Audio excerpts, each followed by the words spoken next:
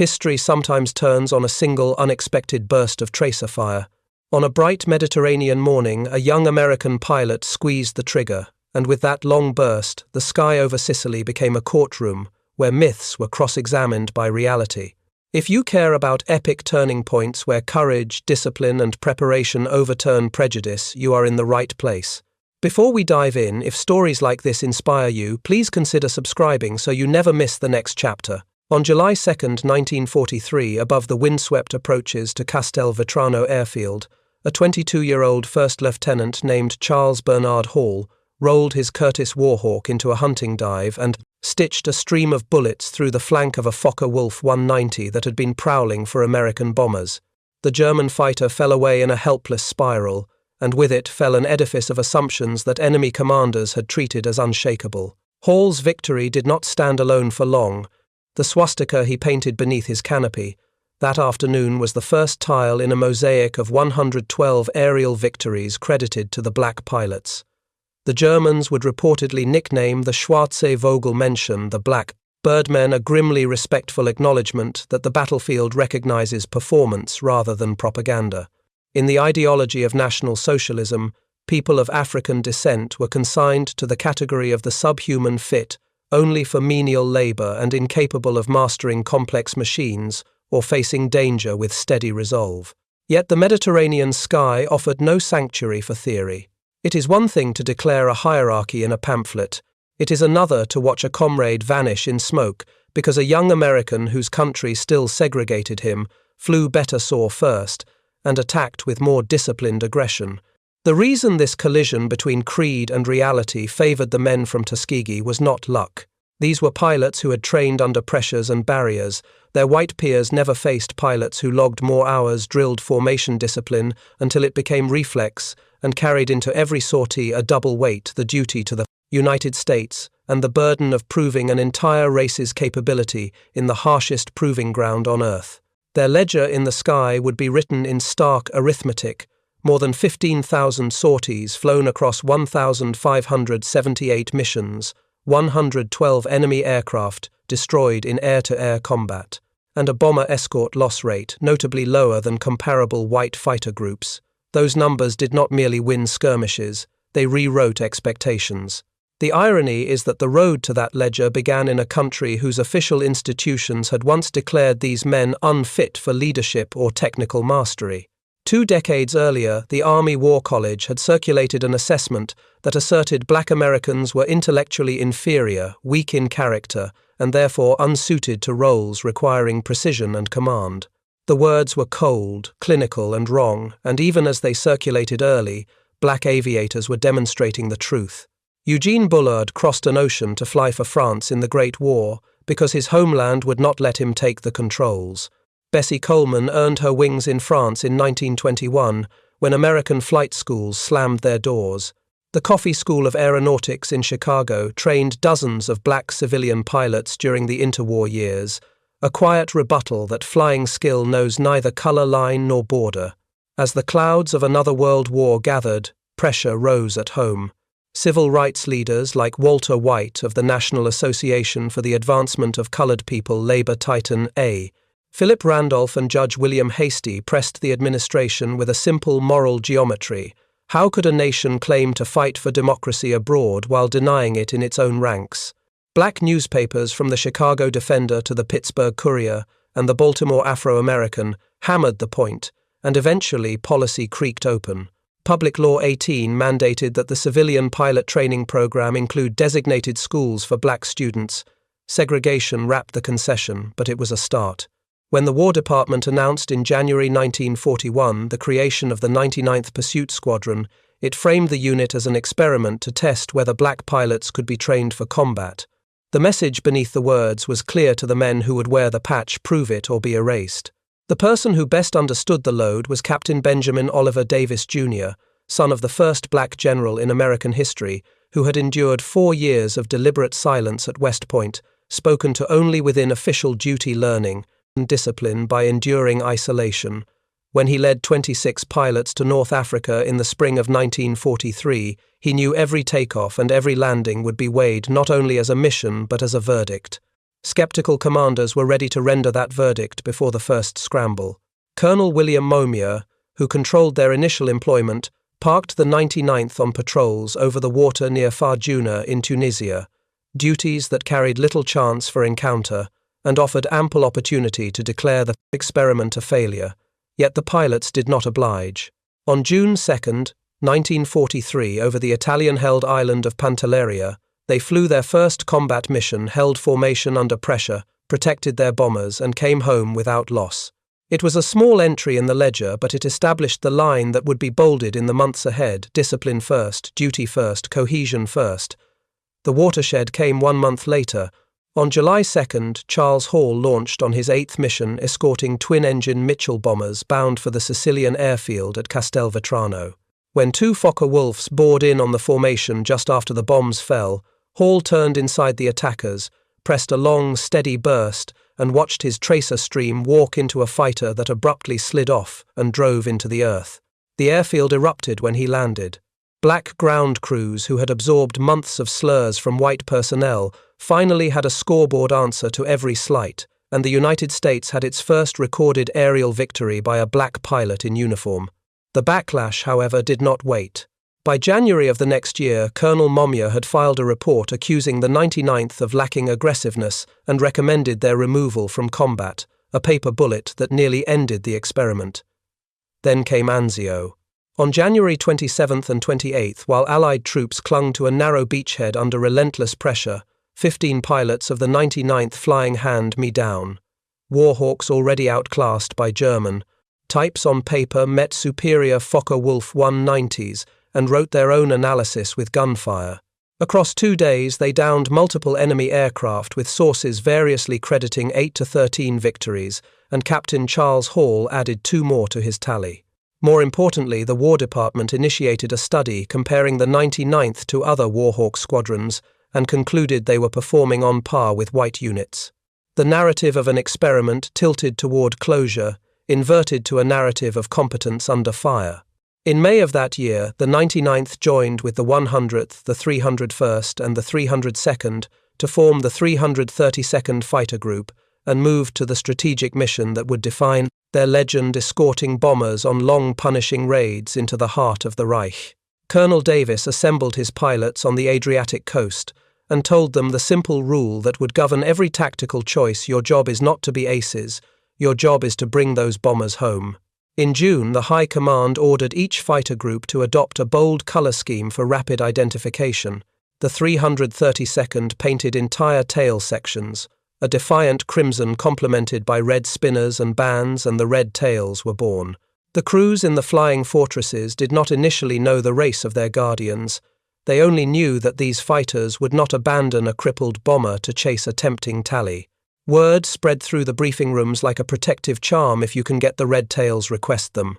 The test of that reputation arrived on July 18th, when Colonel Davis led more than 60 Mustangs to rendezvous, with bombers striking the Luftwaffe base at Memmingen in Germany.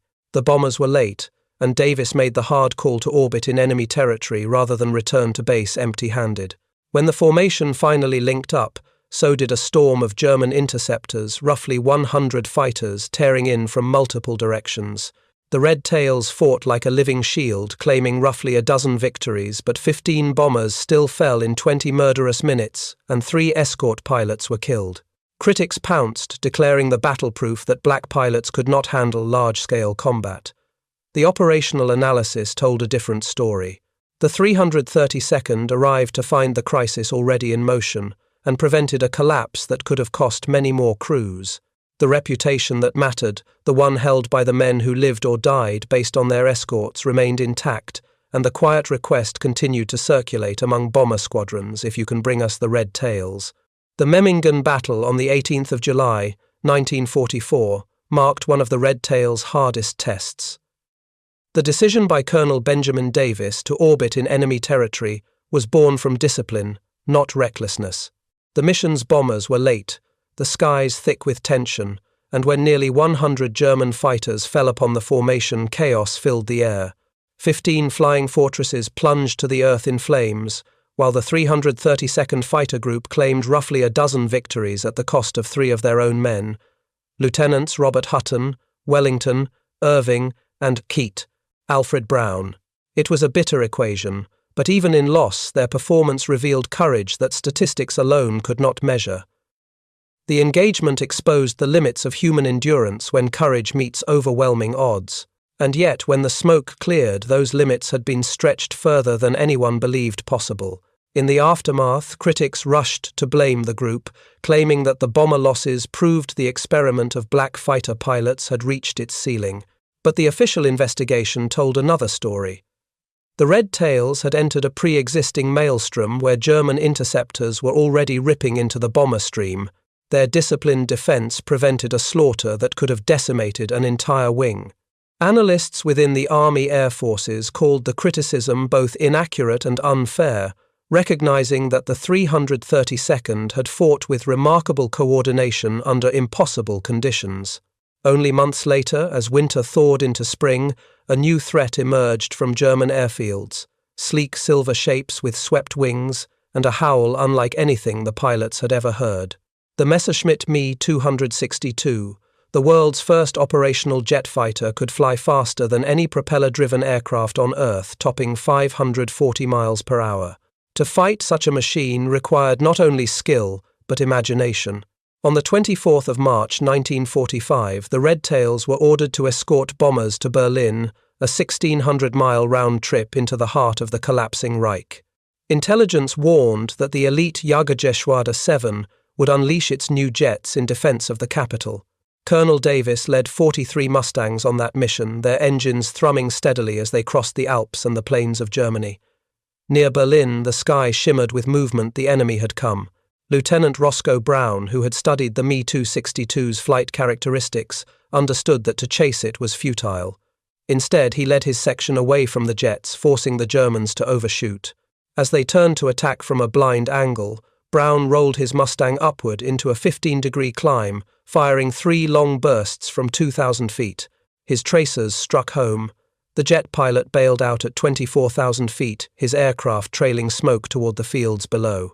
Moments later, Lieutenant Earl Lane achieved what many thought impossible, a deflection shot from 2,000 yards that struck another Me-262, aided by the new K-14 computing gunsight.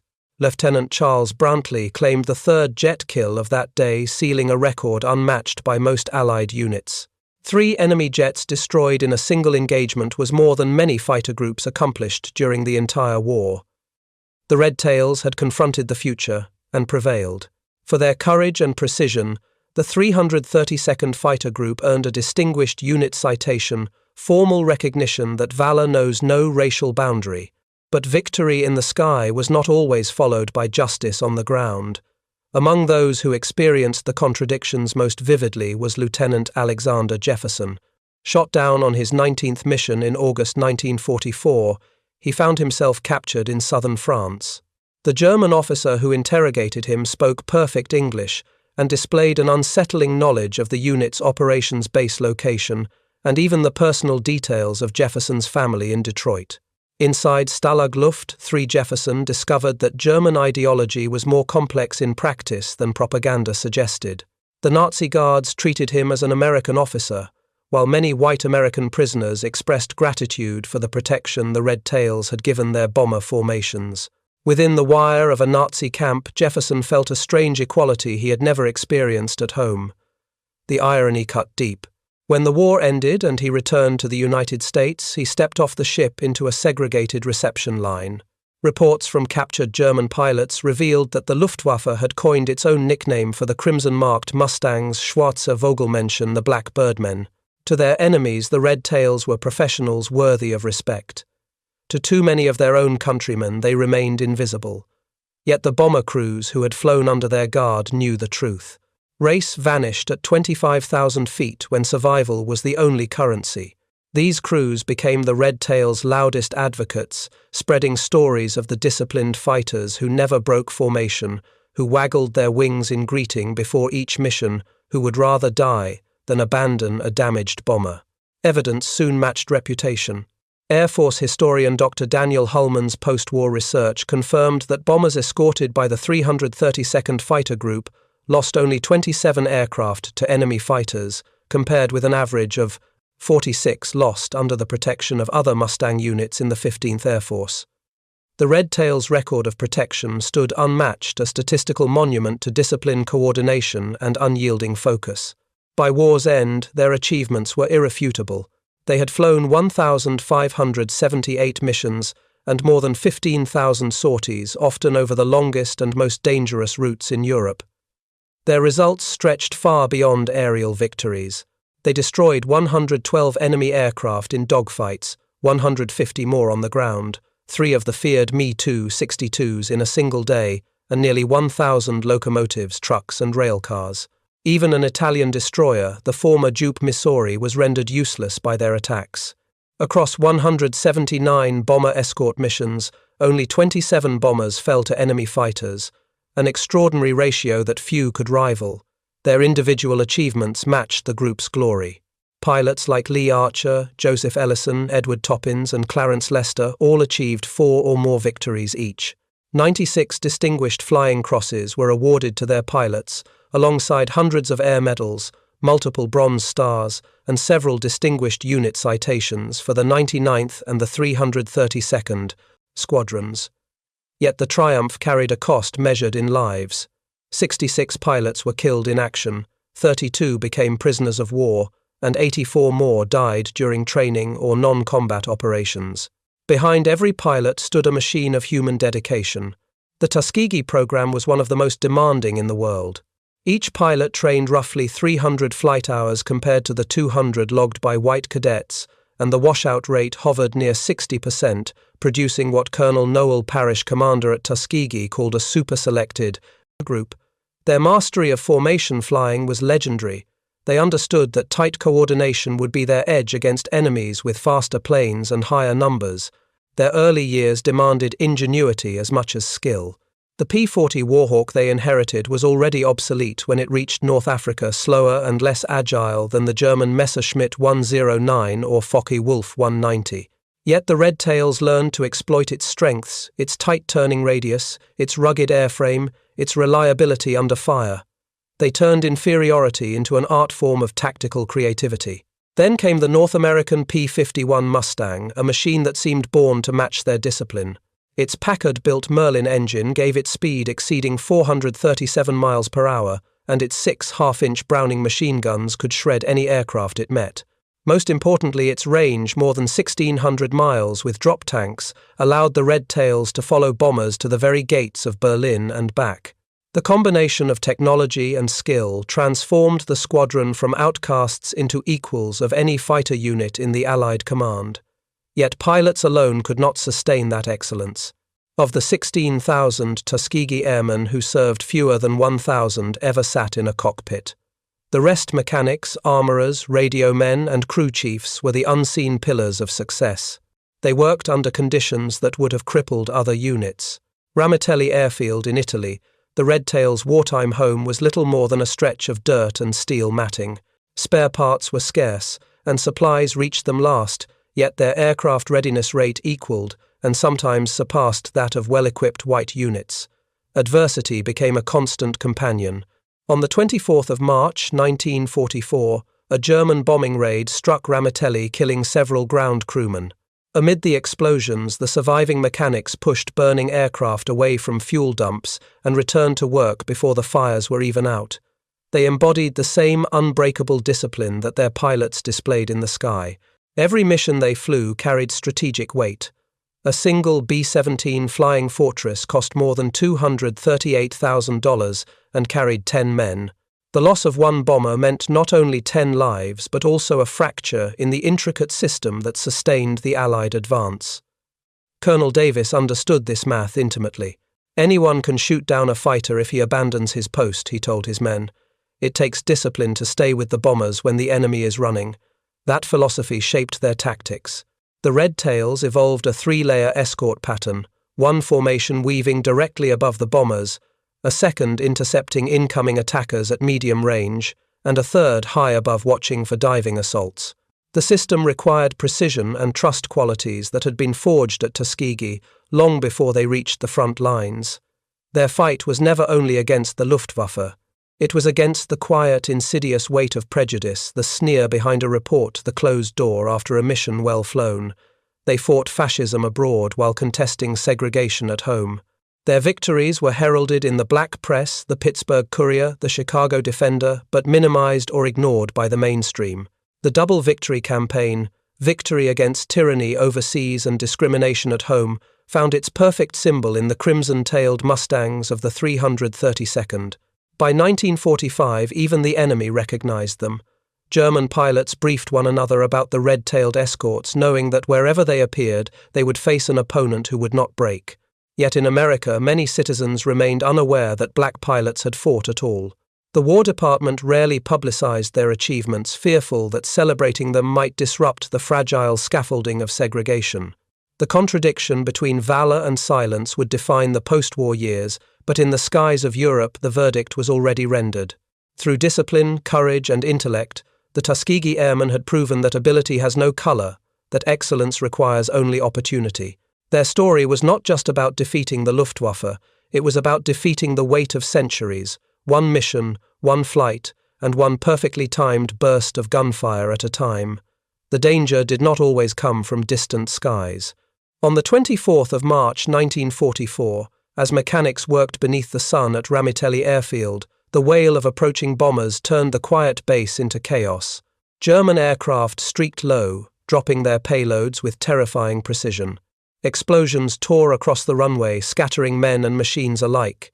Several members of the ground crew, those unsung engineers, armorers, and loaders whose sweat kept the crimson-tailed Mustangs aloft, were killed instantly. Yet even amid the flames, their comrades refused to retreat. They ran toward the fires, pushing aircraft away from the burning fuel dumps, dousing engines with sand and pulling bombs from wrecked hangars before they could ignite. In those frantic minutes, the line between heroism and duty vanished. The Red Tails' courage on the ground mirrored the discipline that had become their signature in the air. Protecting the bombers was never a glamorous assignment, but it was the most strategically vital one. A single flying fortress represented an investment of nearly $250,000 and 10 trained airmen. Every aircraft lost weakened not only the immediate mission but the entire web of Allied logistics that depended on precision timing and attrition control. Colonel Benjamin Davis understood this arithmetic of war better than anyone. Anyone can shoot down a fighter if he abandons his post, he reminded his men. It takes discipline to stay with the bombers when the enemy runs. The Red Tails' task was to ensure that those lumbering fortresses reached their targets and returned home whatever the cost. It was not about personal glory, it was about preserving the machinery of victory. Their escort tactics soon evolved into an art form of military organization. Over time, the Red Tails institutionalized a layered system of protection that functioned almost like a living organism in the sky. The closest layer wove directly above and between the bomber formations, intercepting sudden threats. A second layer positioned slightly higher and farther out, ready to dive into any emerging danger. The third layer, the high cover, kept watch from altitude, scanning for the telltale glint of sun on enemy wings diving from above. Each pilot knew his role, each formation trusted the other. It was a symphony of precision and trust, a choreography born not of individual ambition but of collective purpose. They did not chase the enemy, they absorbed his attack and dissolved it with coordination. In doing so, they transformed escort duty into an operational doctrine that generations of fighter groups would later study.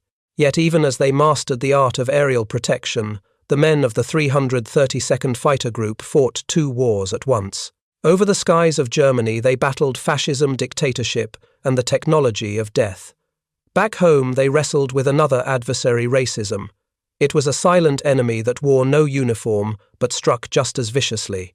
In combat, they risked their lives for a flag that still denied them the full rights of citizenship. When they landed, they were greeted not as heroes, but as curiosities, or worse, as intruders. The contradiction became their daily companion to fight tyranny abroad while enduring discrimination at home. Within the black press, their story became a rallying cry. Newspapers such as the Pittsburgh Courier, the Chicago Defender, and the Baltimore Afro-American chronicled their every mission, framing the Red Tails as living proof of the double victory campaign: victory over fascism abroad and victory over racism at home. Their exploits filled columns and inspired editorials that demanded equal treatment for the soldiers who were defending democracy with their lives. The mainstream press, however, largely ignored them. Major white newspapers relegated their accomplishments to small print or buried them altogether, wary of challenging the segregated order that defined America's wartime culture.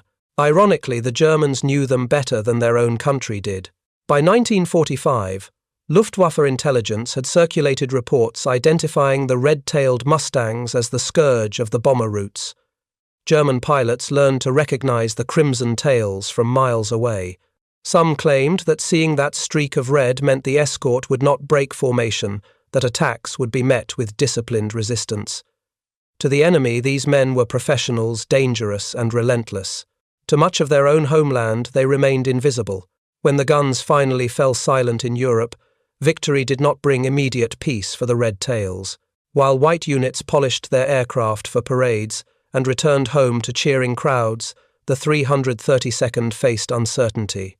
The question hung in the air: would their service matter once the war was done? The Army Air Forces, still bound by segregationist policy, debated what to do with an all-black fighter group in a post-war military.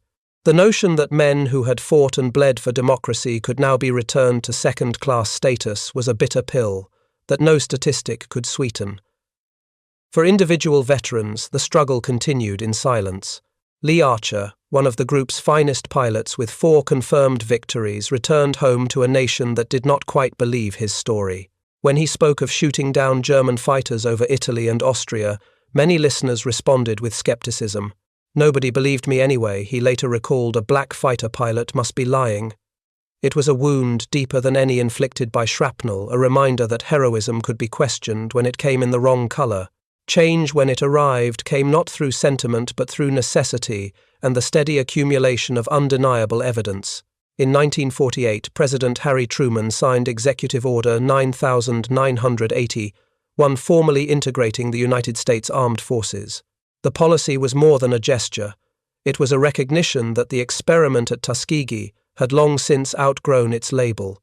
6 years later, Benjamin O. Davis, Jr., who had endured years of silent treatment at West Point and carried the hopes of 13 million black Americans across the skies of Europe, was promoted to become the first black general in the United States Air Force. The arc of justice bent slowly, but it bent in their direction.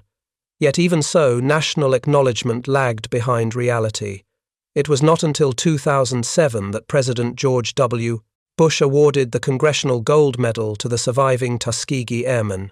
Only 300 of the original pilots lived to receive it, men whose hair had turned white and whose youth had been spent proving a truth that should never have been in question. Their legacy is written not in myth but in meticulous documentation. The numbers themselves tell a story no prejudice can erase: 112 aerial victories, 3 Messerschmitt jet fighters destroyed in a single mission, 150 enemy aircraft destroyed on the ground, and a record of bomber protection far superior to that of their peers. 96 distinguished flying crosses, hundreds of air medals, and multiple unit citations adorned their uniforms. These were not isolated anecdotes but measurable results logged, verified, and witnessed by the highest commands. The evidence became irrefutable proof that competence and courage owe nothing to complexion. Every sortie, every escort, every dogfight carved a line through the myth of racial inferiority. Each mission was a small but defiant declaration that the color of a pilot's skin had nothing to do with the steadiness of his hand or the clarity of his judgment. When historians sift through the debris of ideology, what remains are the hard metrics of performance. And those metrics favored the red tails overwhelmingly. Their victory was not only tactical but moral. As Lieutenant Roscoe Brown would later reflect, "We did not just fight the Germans, we fought ignorance, prejudice, and hatred, and we won all 3 battles." The weight of that statement resonates far beyond the airfields of Italy or the skies above Berlin. It encapsulates the transformation of a group of young men who began as an experiment and ended as a symbol of universal human capability. From mockery to mastery, from exclusion to excellence, the Red Tails changed the narrative of an entire nation. They defeated the Luftwaffe with precision and courage. They dismantled the Nazi myth of racial superiority through skill and performance, and perhaps their most lasting contribution, they helped to erode the foundations of American segregation by proving that equality in opportunity yields equality in achievement. When the last crimson-tailed Mustang rolled to a stop on an Italian runway, its engine ticking in the Mediterranean sun, it carried with it more than a pilot and a machine. It carried the proof that discipline can conquer prejudice, that professionalism can silence propaganda, and that the human spirit, when trained, trusted, and tested, can soar beyond the boundaries imposed by ignorance. In every war there are statistics, and then there are symbols. The Tuskegee Airmen were both. Their kill counts, mission totals, and commendations mapped their contribution to victory, but their larger triumph was invisible, the quiet rewriting of what America believed about itself. They taught their country that patriotism is not inherited but earned, that courage is colorblind, and that excellence, when given the chance, will speak louder than hate. Today, when historians list the reasons the Allies won the air war over Europe, they cite industrial capacity, superior logistics, and technological innovation. Yet beneath those factors runs a more human current, the disciplined, determined men of the 332nd Fighter Group, who never broke formation. They were not fighting simply for altitude or airspace. They were fighting for dignity. And in that battle they achieved what no bullet, no prejudice, no ideology could take away. They soared.